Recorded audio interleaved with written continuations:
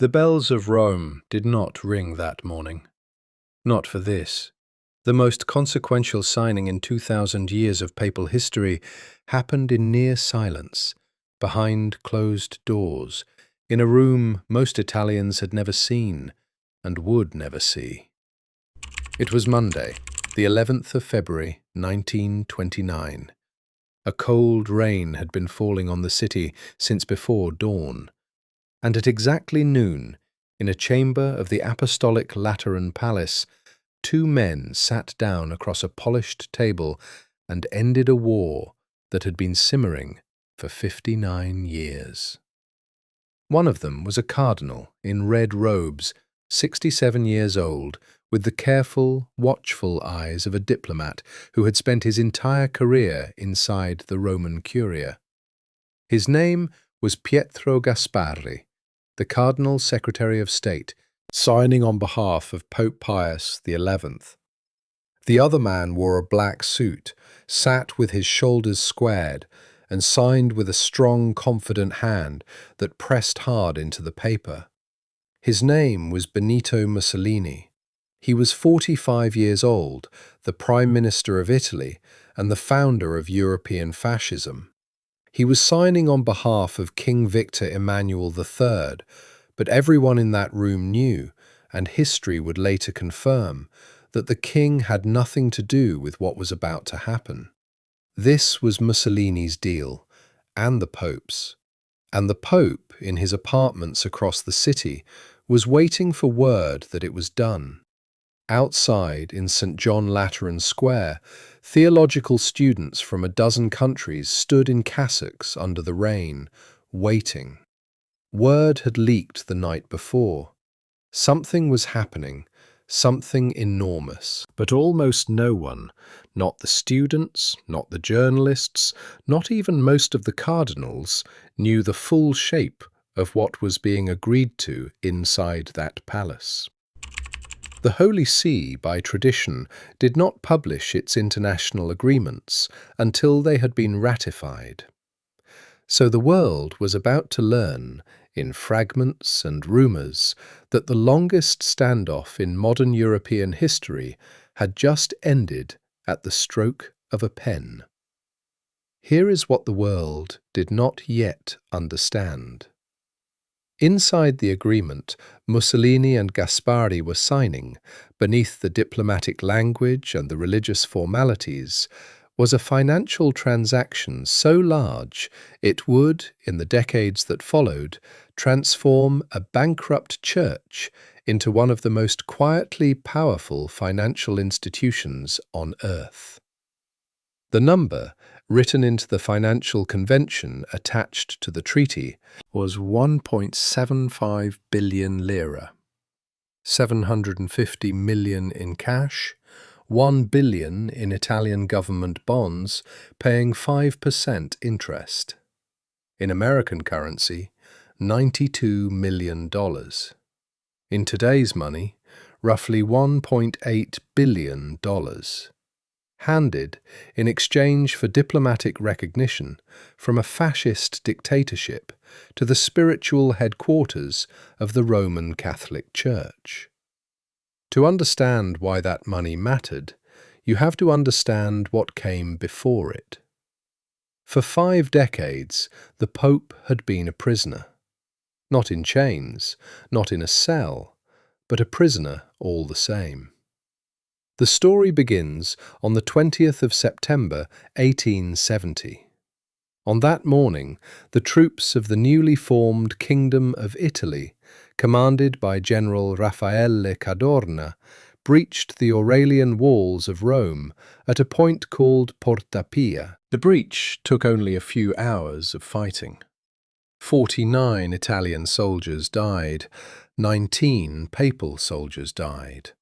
And by the afternoon, the last temporal sovereignty of the Pope, a territory called the Papal States, that had stretched diagonally across central Italy for over 1,000 years, had ceased to exist. Pope Pius IX, who had ruled over 3 million subjects from the Tiber to the Adriatic, retreated into the Vatican Palace, and refused to come out. He declared himself, in his own words, a prisoner of the Vatican.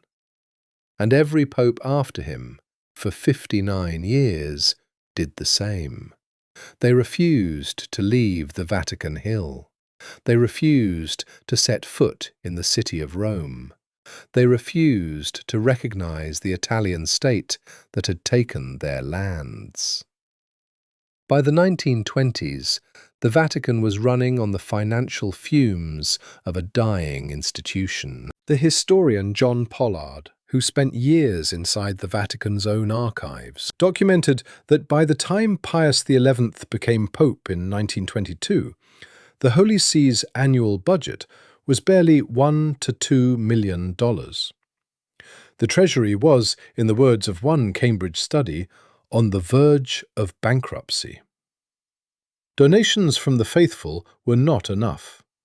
The Pope's spiritual authority over millions of Catholics worldwide could not be converted into the cash needed to maintain a global institution. Something had to give. And then came Mussolini. Now, here is what I find striking about this moment. The standard story, the one most history textbooks tell you, is that the Lateran Treaty was a victory for the Catholic Church. The Church got its sovereignty back. The Pope was no longer a prisoner. The world's smallest state was born. End of story. But if you read between the lines of what was actually signed that day, a different story emerges. Mussolini did not give the Vatican its independence out of religious devotion. He was, by his own private admissions, a contemptuous atheist. He gave the Vatican its independence because he needed it. Italy in 1929 was 97% Catholic. Mussolini's grip on power was strong, but not total. The Catholic Church had been the great rival of the Italian state since unification. By making peace with the Pope, Mussolini was eliminating his most dangerous domestic opponent and gaining the moral endorsement of 1 billion souls worldwide. He even said it out loud in a speech later that year, with a frankness that shocked his own ministers. "We have not resurrected the temporal power of the popes," he announced. "We have buried it." He believed that by confining the Pope to 49 hectares of land, an area smaller than New York's Central Park, he had reduced the papacy to a museum piece, a relic with a passport. He was wrong, catastrophically wrong, because the 750 million lira in cash and the 1 billion lira in bonds were not going to be spent on cathedrals or charity. They were going to be invested. And the man Pius XI was about to entrust with that money was not a cardinal, not a theologian, not even a particularly devout Catholic. He was a 60-year-old engineer from a small village on the shore of Lake Como, a man who had built mining operations in Wales, in Bulgaria, in the dying Ottoman Empire. His name was Bernardino Nogara, and when the Pope offered him the job of managing the Vatican's new fortune, Nogara accepted on one condition. He would not, he said, be restricted by religious or doctrinal considerations. The Pope agreed. Notice what is missing from the official story. Notice what no one was supposed to see. The Pope had just been handed a war chest by a fascist dictator. He had handed that war chest to a banker who explicitly refused to be bound by Catholic teaching on what was moral to invest in. And by the time the Wall Street crash hit, just 8 months later, the seeds of a global Vatican financial empire had already been planted. By 1935, by some estimates, Nogara had multiplied the Vatican's wealth into the hundreds of millions. By the end of his career in 1954, He would be called the father of the modern Catholic Church's wealth. The Cambridge Historical Journal called him the man who laid the foundations for what would become one of the biggest pillars of post-war Vatican financial strength. But all of that was still in the future, on that rainy morning in 1929. On that morning, the only sound in the apostolic Lateran palace was the scratch of 2 pens on parchment. Mussolini signed first, with that hard, confident pressure. Gaspari signed second, slower, more careful. The signature of a man who had spent his life making sure every word of every document was exactly where it needed to be. And in his apartments across the city, Pope Pius XI was told simply that it was done. The Pope wept. The journalists outside cheered. The students in the square cheered louder. And somewhere in the long, careful corridors of European history, a small door closed, and a much larger one opened. The world's smallest state had been born. The world's most secretive financial institution had been conceived. And the question that would haunt the next 100 years had just been quietly asked. When a treaty signed by a fascist becomes the foundation of a sovereign empire, when the divine and the dollar are stitched together in a single document and sealed at noon on a rainy Monday in February, what exactly has been bought, and what exactly has been sold? The answer, as we will see, was waiting in a parchment from the 8th century. A parchment that was a lie. There is a document. It sits today in the hush of a climate-controlled vault in the Vatican Apostolic Archive. It is not on display. Most visitors to Rome will live their entire lives without knowing it exists. But for nearly 700 years, it was one of the most powerful pieces of paper in the world. Kings bowed because of it, armies marched because of it, borders shifted, crowns changed hands, and entire kingdoms rose and fell because of what was written on its pages. The document is called the Donation of Constantine, and every single word of it is a forgery. To understand how a single fraudulent parchment came to shape the map of medieval Europe, you have to travel back to a moment that most people today have never heard of. The year is around 750. The Western Roman Empire has been gone for almost 3 centuries. What remains in Italy is a chaotic patchwork of small kingdoms, warring tribes, and a slowly fragmenting Byzantine influence that can no longer reach across the sea to defend its outposts. And in the middle of this chaos sits the Bishop of Rome, the Pope. He is, at this point in history, not a powerful figure. He is a religious leader with limited territory, surrounded by hostile neighbours. The Lombards, a Germanic people who have settled in northern Italy, are pressing closer to Rome with every passing year.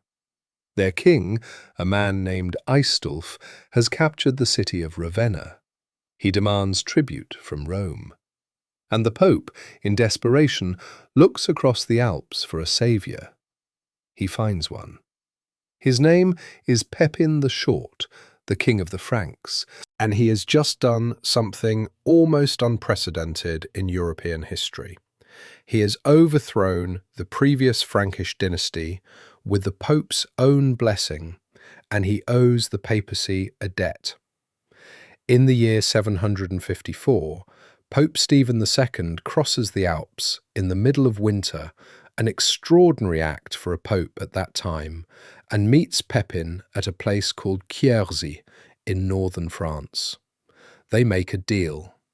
Pepin will march into Italy, defeat the Lombards, and hand the conquered territories not back to the Byzantine emperor, who had originally lost them, but to the Pope, to St. Peter in the language of the time, to the Church.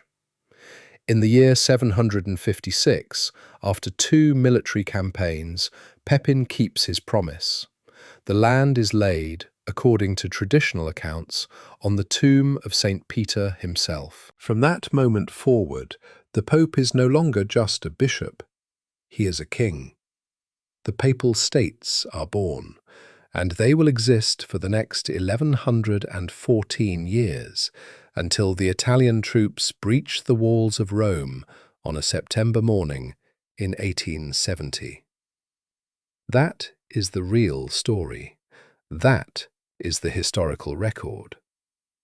The Papal States were created by a Frankish king who needed the Pope's blessing more than the Pope needed his armies. It was, in essence, a political transaction between 2 ambitious men who each had something the other wanted. But here is the problem. To a medieval mind, that origin story was not enough. A papacy that based its temporal authority on a deal with a barbarian king from the north was a papacy whose claims could be challenged. What if Pepin's heirs took the land back? What if other kings argued that the Pope had no business ruling over cities and armies and tax collectors? The Church needed something more, something older, something untouchable. So someone, somewhere, in the corridors of papal Rome, sat down with a quill and a piece of parchment and decided to invent it. The donation of Constantine claims to be a decree issued by Emperor Constantine the Great in the year 315. The story it tells is breathtaking in its scope. Constantine, the first Christian emperor of Rome, has fallen ill with leprosy. The pagan priests cannot cure him. In a dream, the apostles Peter and Paul appear to him and tell him to seek out Pope Sylvester I. Sylvester baptizes the emperor, and the leprosy miraculously vanishes. In gratitude, Constantine issues an imperial decree. He grants the Pope and all his successors forever supremacy over the 4 great Christian patriarchates of Antioch, Alexandria, Constantinople, and Jerusalem. He grants him the imperial regalia, the right to wear the purple robes of an emperor. He grants him the Lateran Palace as his residence, and, most consequentially of all, he grants him dominion over Rome, Italy, and the entire western half of the Roman Empire. It was, in modern terms, the largest property transfer in human history, and it was completely fictional. Here is what I find remarkable about this fraud. It was so audacious, so sweeping, that for nearly 7 centuries no one in power dared to seriously question it. The donation was incorporated into the major collections of canon law. It was cited by at least 10 different popes in their disputes with kings and emperors. It was invoked to justify the coronation of Charlemagne, the excommunication of Holy Roman emperors, the seizure of contested territories, and the political subjugation of half a continent. The historian Lorenzo Valla, who would eventually expose the document, later wrote that the forgery had caused the wars of Italy and reinforced what he called the overbearing, barbarous, tyrannical priestly domination of medieval Europe. The way I read this, the genius of the lie was not just its scale, it was its timing. By the time the donation entered widespread circulation in the 9th century, through a body of forged texts known as the Pseudo-Isidorian Decretals, The Pope was already a powerful figure with real territory. The document did not create papal power. It made papal power feel inevitable, eternal, sanctioned by the first Christian emperor himself. To question it was not just to question a piece of paper, it was to question the deepest legitimacy of the Christian world. But every lie has its hour. And the hour of the donation of Constantine came in the spring of 1440. His name was Lorenzo Valla.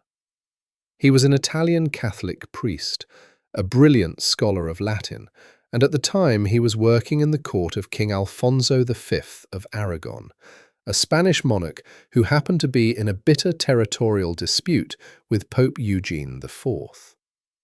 Alfonso wanted ammunition against the papacy. Valla gave him a weapon sharper than any sword. Valla took the donation of Constantine, and he read it the way no one had read it in 700 years. Not as a sacred text, not as theology, as Latin. He looked at the vocabulary and the sentence construction. He looked at the legal terminology. He looked at the formal phrases the document used, and the names of officials, and the descriptions of imperial customs. And he found, line after line, anachronism after anachronism. The document used words that did not exist in the 4th century. It used the term satrap, which a Roman emperor would never have used. It used the word fief, a feudal term that would not be invented for hundreds of years after Constantine's death. It described imperial ceremonies that had not yet been instituted. It made factual errors about Roman customs that no 4th century Roman would have made.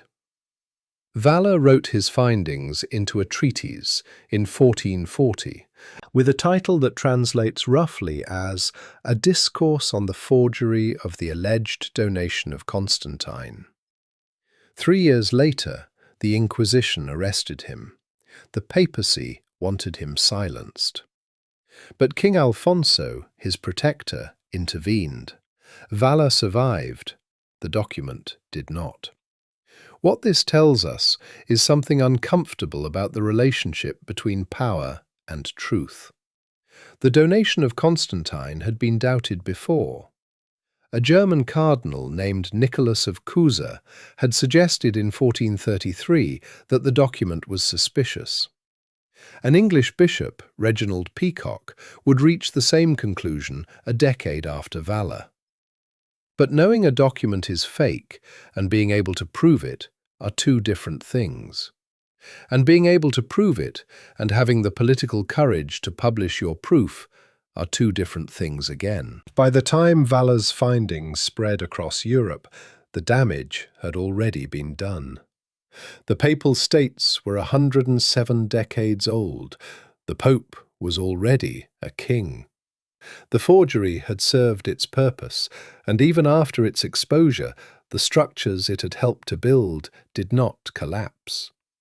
The Catholic Church did not formally acknowledge the document's fraudulent origins for centuries. The Papal States continued to exist until 1870. The forged authority had calcified into real authority. And that, perhaps, is the most terrifying lesson buried in this story. A lie believed long enough by enough of the right people becomes functionally indistinguishable from the truth. The donation of Constantine was exposed as a fraud nearly 600 years ago. The map of Europe still bears its fingerprints. The borders have shifted. The kingdoms have fallen. But the institution that the fraud helped legitimize is still standing on the western bank of the Tiber, watching the centuries pass.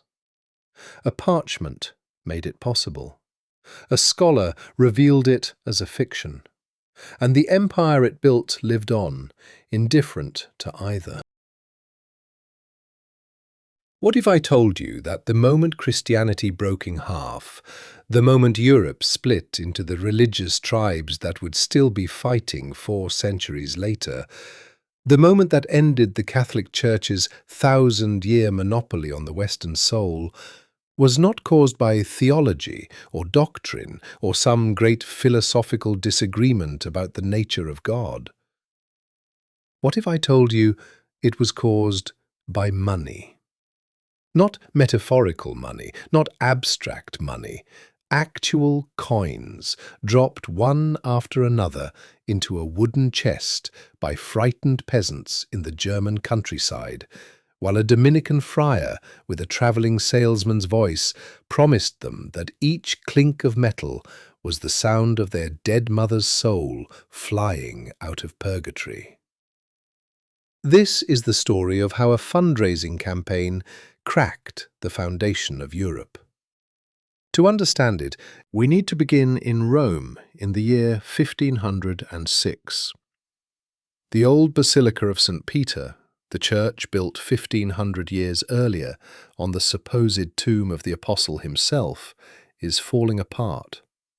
The roof leaks, the walls are crumbling, and Pope Julius II, a fierce, ambitious pontiff who had spent more time in armour than in prayer, decides that the ancient church is no longer worthy of Catholic Christendom. He orders it torn down. In its place, he commissions a new basilica, designed to be the largest, most magnificent, most ostentatious church on earth. The architect Donato Bramante draws the first plans. Michelangelo will later contribute, so will Raphael. The new St. Peter's Basilica will become, eventually, the building you can still see today, looming over the western bank of the Tiber, the spiritual headquarters of 1 billion Catholics. But there is one small problem. Massive cathedrals are not cheap. And by the time Pope Julius dies in 1513, the construction has barely begun, and the Vatican treasury is already groaning under the cost. Enter the new pope. His name is Giovanni de' Medici, and when he is elected in 1513, he takes the name Leo X. He is 37 years old. He comes from the wealthiest banking family in Europe, the Medicis of Florence, and he has the appetites to match. Contemporary accounts describe his court as a continuous festival, with banquets that lasted for days, hunting parties of hundreds of men, performances by the finest musicians, painters, and poets in Italy. There is a story, perhaps apocryphal, but widely believed at the time, that on the day of his election, Leo turned to his brother and said, "Since God has given us the papacy, let us enjoy it." The trouble was that enjoying the papacy required money, and the new basilica required even more money. And so, in the year 1515, Pope Leo X issued a papal bull authorizing one of the most lucrative and, as we now know, most catastrophic fundraising schemes in religious history. He authorized the sale of indulgences. Now, the doctrine of indulgences had existed in the Catholic Church for centuries. The original idea, going back to Pope Urban II in the year 1095, was that a sinner who had confessed and repented could perform some act of penance, often a pilgrimage or service in the Crusades, to reduce the temporal punishment for their sins. In other words, indulgences shortened your time in purgatory. They were a spiritual discount granted by the Church from what theologians called the treasury of merit, a kind of cosmic surplus of holiness accumulated by Jesus, Mary, and the saints. But in 1515, under Leo X, the doctrine was about to be transformed. Indulgences would no longer be earned, they would be sold. For a fee, you could now reduce your time in purgatory. For a higher fee, you could reduce someone else's. For the right price, you could even, the salesman would imply, reach into purgatory and pull out the soul of a loved one already burning there. And this is where it gets darker. Because the public was told, again and again, that the money raised was going to build the new St. Peter's Basilica, the greatest church in Christendom, a monument to the glory of God. But the public was not being told the whole truth. Here is what I find unforgivable about this scheme.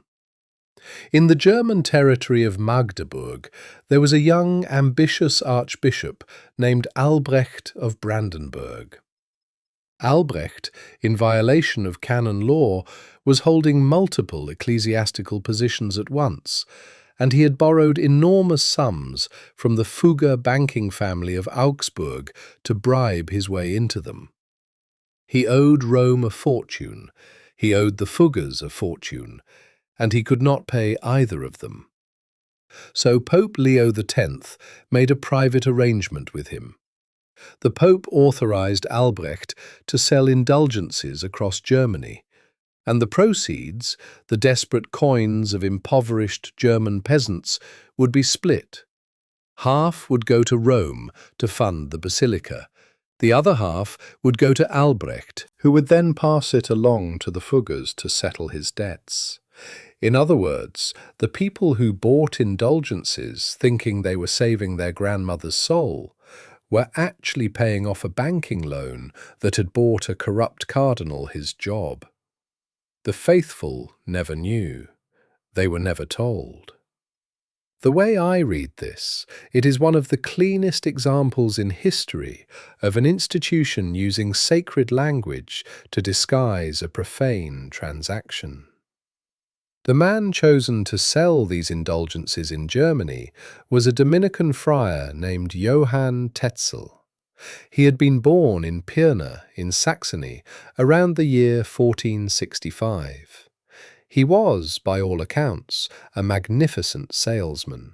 He travelled from town to town with a travelling caravan, complete with banners, drummers, a chest for the coins, and a famous theatrical preaching style that whipped audiences into emotional frenzies. He would set up in a town square, tell stories of suffering souls in purgatory, crying out for release, and then, at the climax of his sermon, he would deliver his most famous line. A jingle, really. As soon as the coin in the coffer rings, the soul from purgatory springs. Crowds wept. Crowds reached into their pockets. Crowds threw their wedding rings, their grandmother's pendants, the savings they had hidden under floorboards, into Tetzel's iron chest. And Tetzel, by the testimony of those who saw him, gathered immense sums of money in town after town across Germany. But there was a man watching all of this who was not weeping. He was a young Augustinian monk and theology professor in a small Saxon town called Wittenberg. His name was Martin Luther. He was 34 years old.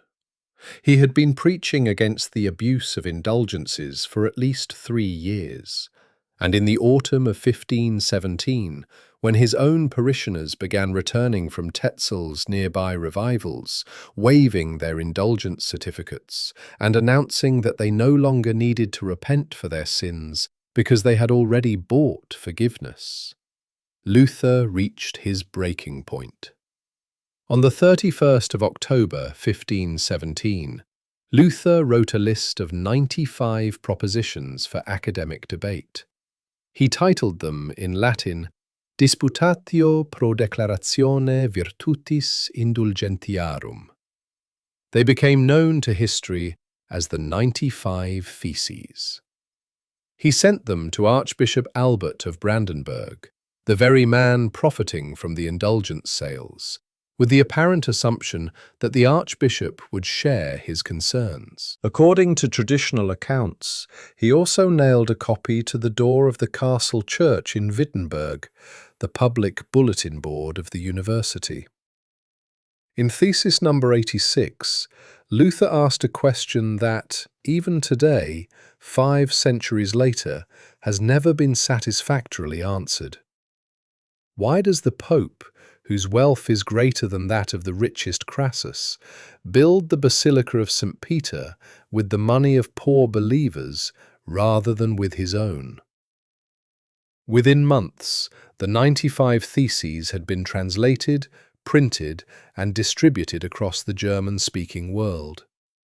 The newly invented printing press of Johannes Gutenberg, ironically, did for Luther's protest what it had already done for the indulgence certificates themselves. It scaled it. It made it unstoppable. Pope Leo X, when he first heard of the troublesome German monk, reportedly laughed and dismissed Luther as a drunken German who would forget his theology when he sobered up. He would not laugh for long. Within 4 years, Luther would be excommunicated. Within 10, half of Germany would be in open religious revolt. Within 30, the wars of the Reformation would begin sweeping across Europe, killing hundreds of thousands of people, redrawing the religious map of the continent forever, and shattering the Catholic Church's monopoly on Western Christianity. And it had all started with a fundraising campaign for a building. What this tells us about institutions is something worth carrying with you. The Catholic Church in 1515 was not destroyed by its enemies. It was not toppled by foreign armies. It was not subverted by foreign ideologies. It was cracked open from the inside by its own willingness to commodify the one thing it was supposed to hold sacred: the salvation of the human soul. When the divine becomes a product, when grace becomes a transaction, when the sacred is monetized for the sake of a building, the institution that does it is signing, without realizing it, its own long indictment.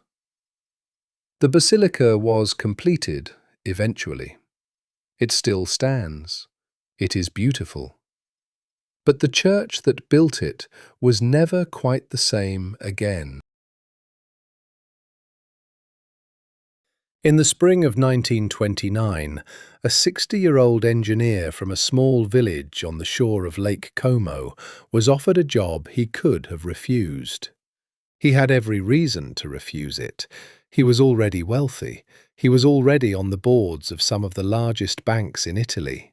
He had served in the Italian delegation at the Versailles Peace Conference, where he had watched empires being carved up like meat at a butcher's table. He was, by every measure, a man who had earned the right to retire quietly into the foothills of the Alps and let history pass him by. Instead, he said yes, and the yes that Bernardino Nogara gave that spring would, over the next 25 years, reshape the financial architecture of the Catholic Church more profoundly than any council, any encyclical, any pope. The man who had sold his soul, in the language of his critics, to manage the soul-keeper's money, became the quiet architect of an empire that today holds 5.7 billion euros in financial assets, owns more than 5,000 properties around the world, and answers, in the final accounting, to no one but the Pope himself. This is the story of how that empire was built, and the question, at the end, of what it has become. Nogara was an unusual choice. He was not a cleric. He was not a theologian. He was an engineer by training, a graduate of the Politecnico di Milano. He had managed mining projects in places most Italians had never heard of, in Wales, in Bulgaria, in the dying provinces of the Ottoman Empire. He had a reputation for ruthlessness, precision, and a complete indifference to the moral atmosphere of the rooms he walked into. When Pope Pius XI, who knew the Nogara family personally, summoned him to take charge of the new fortune that had just arrived from the Italian government, Nogara accepted on a single condition.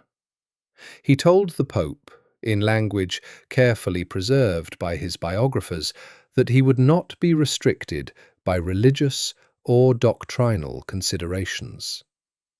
The Pope agreed. Think about what that means. The man entrusted with the spiritual treasure of the Catholic Church told the Vicar of Christ to his face that Catholic doctrine would not be allowed to interfere with his investment decisions. And the Vicar of Christ said yes. Within months, Nogara had restructured the entire financial holdings of the Holy See. He moved 100 million lira of gold reserves to the Morgan Bank in New York. He created shell companies in Luxembourg and Switzerland with deliberately innocuous names. He purchased controlling interests in Assicurazioni Generali, the largest insurance company in Italy. He took board seats at Società Generale Mobiliare, the largest construction company in the country.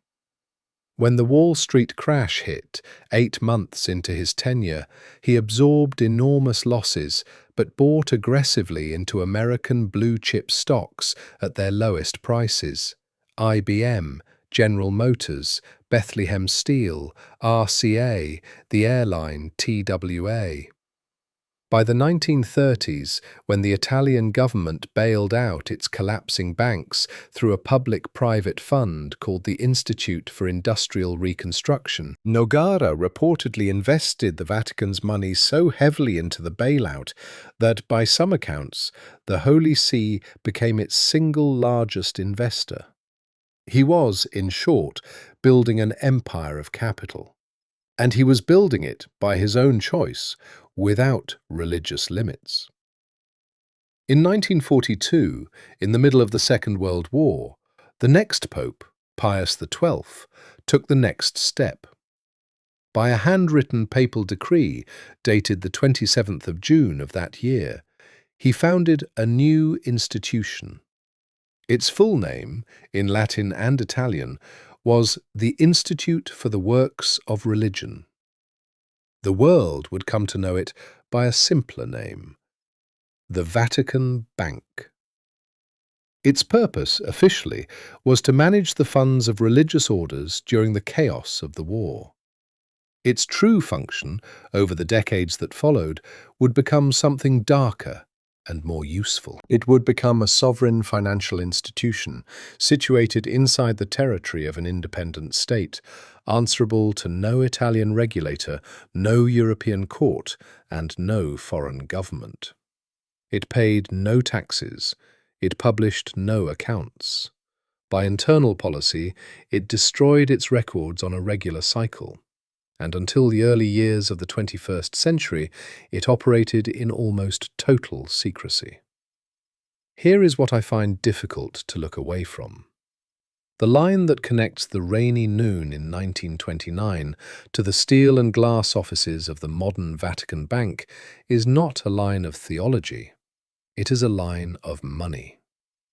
The compensation that Mussolini paid to settle a 59-year-old territorial dispute was invested by an engineer who refused religious limits. The empire that engineer built was institutionalized by a wartime pope into a bank that no government could regulate. And the bank that pope created has, in the 8 decades since, grown into one of the most quietly powerful financial institutions in Europe.